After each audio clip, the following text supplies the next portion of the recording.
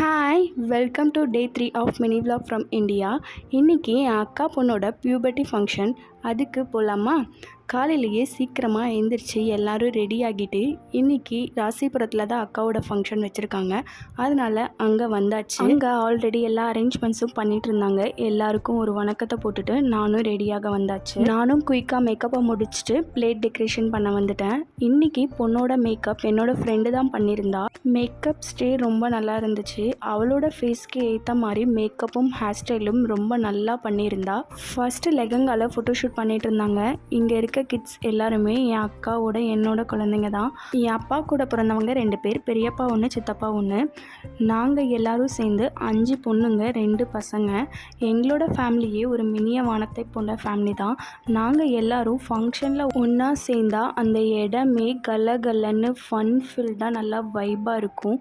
நேற்று ஃபங்க்ஷனில் ஹாட் டாப்பிக்கே நான் செய்கிற குக்கிங் தாங்க.